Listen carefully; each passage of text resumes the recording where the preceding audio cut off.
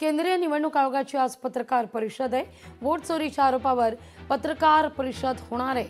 मविया आणि इंडिया आघाडीकडून वोट चोरीचे आरोप झाल्यानंतर केंद्रीय निवडणूक आयोग या पत्रकार परिषदेच्या माध्यमातून काय बोलणार हे पाहणं महत्त्वाचं असेल। या सगळ्याविषयी अधिक माहिती घेण्याकरता थेट जाते आपल्या प्रतिनिधी भाग्यश्री प्रधान आचार्य यांच्याकडे। भाग्यश्री, आज केंद्रीय निवडणूक आयोगाची पत्रकार परिषद होणार आहे।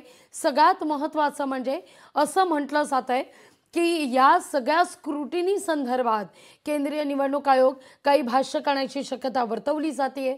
सातत्यानं जे वोट चोरीचे आरोप केले जात आहेत, मविया असू दे, इंडिया आघाडीचे काही नेते असू दे, जे जाऊन भेटले आहेत निवडणूक आयोगाला, त्या अनुषंगानं आज निवडणूक आयोग नेमकी काय घोषणा करणार किंवा काय निर्णय घेणार, काय संकेत पोस्ट आहेत? नक्कीच लाघवी, आपण जर बघितलं तर राज्य निवडणूक आयोग असेल, केंद्र निवडणूक आयोग असेल, महाराष्ट्रामधनं देखील महाविकास आघाडीचे नेते असतील, मनसेचे काही नेते असतील, सगळेजण त्यांना भेटायला गेले होते। मतदार याद्यांमध्ये घोळ असल्याचं सातत्याने सांगितलेलं होतं। इतकंच नव्हे तर केंद्रातनं देखील राहुल गांधी सातत्याने मतदार याद्यांमध्ये कशा पद्धतीने घोळ आहेत आणि मतदान करताना कशा पद्धतीने घोळ होतात या संदर्भात सातत्याने ते स्पष्टीकरण देतात। आणि या सगळ्याच्या पार्श्वभूमीवर निवडणूक आयोग मात्र आतापर्यंत गप्प होता।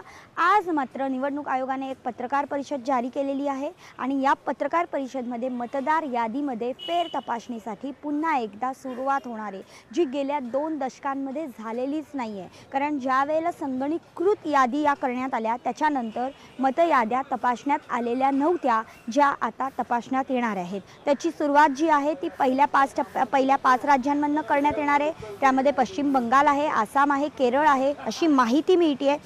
त्याचबरोबर आपण जर बघितलं तर तामिळनाडूचा देखील त्यामध्ये समावेश असणार आहे।